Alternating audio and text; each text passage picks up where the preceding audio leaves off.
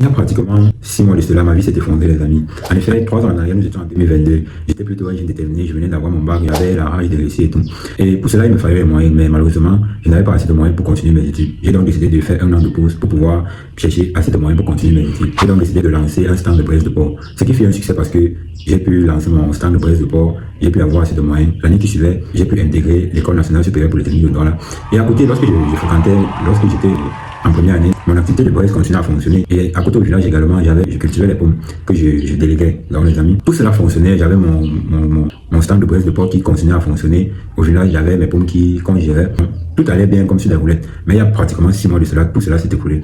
Mon stand de porc a fermé pour des raisons compliquées à expliquer. Au village, j'ai cultivé presque 1 hectare avec mon frère, mais on n'a rien récupéré. Donc, avec tout cela, je n'ai pas pu gérer cette charge émotionnelle-là. J'ai donc décidé de disparaître pendant un bon bout de temps. Et durant cette période-là, j'ai décidé de me consacrer dans la lecture, dans plein de choses pour pouvoir gérer. Parce que dans ma petite carrière de cursus d'ingénieur que je suis, j'ai pu apprendre que pour que quelque chose fonctionne, lorsque les fondations ne sont pas bien faites, une infrastructure ne peut pas fonctionner, ne peut pas tenir. Donc, j'ai décidé de prendre 6 mois pour pouvoir construire ma fondation mentale, c'est-à-dire mon mindset, un mindset de résilience, un mindset que face à l'adversité, il faut toujours rester plus fort. Alors, durant ces 6 mois, j'ai fait la connaissance d'une philosophie, une philosophie qui m'a permis de renaître de mes cendres, une philosophie qui m'a permis d'être là aujourd'hui en train de tourner cette vidéo. Cette philosophie, c'est tout simplement le stoïcisme.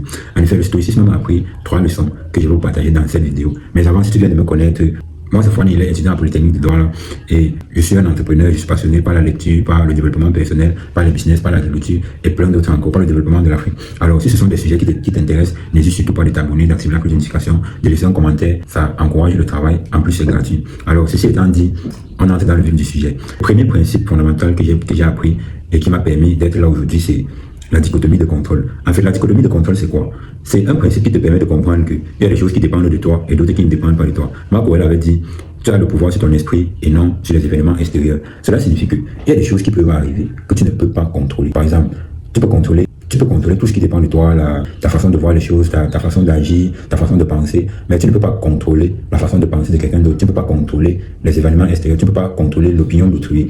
Mais par contre, ce que toi tu peux contrôler, c'est ta façon de penser, c'est ta façon d'agir, c'est ta façon de voir la vie, c'est ta façon de penser. La deuxième leçon que je vais vous partager dans cette vidéo, c'est la maîtrise, la perception du jugement. Épictète, un ancien philosophe, a dit, ce qui trouble l'homme, ce ne sont pas les choses, mais le jugement que les hommes apportent à cette chose-là. Ça signifie quoi? Que lorsque quelque chose t'arrive, un peu comme moi, tout s'est effondré autour de moi. Ce n'est pas ça qui m'a troublé, mais c'est le jugement que j'ai apporté à cet effondrement-là. J'aurais pu voir ça comme un avantage, comme quelque chose, comme une épreuve qui va me permettre de sortir de cela plus grand. Mais qu'est-ce que j'ai fait? Je me suis effondré plutôt grand. Ce qui trouble les hommes, ce n'est pas les choses, mais les jugements qu'on apporte à cette chose-là. Donc si toi, quelque chose t'arrive, quelque chose de mal t'arrive, il faut voir ça comme une épreuve et non. Le troisième principe que je vais vous partager dans cette vidéo, c'est vivre selon la vertu. Alors, c'est quoi la vertu? La vertu est déclinée en 4 grands mots. La sagesse, le courage, la justice et la tempérance. Ce n'est qu'un ancien philosophe a dit, la vertu suffit au bonheur. Amis, on arrive donc au thème de cette vidéo. Si cette vidéo t'a plu, n'oublie pas surtout de lâcher un pouce. Ça encourage le travail et ça permet à l'algorithme de partager.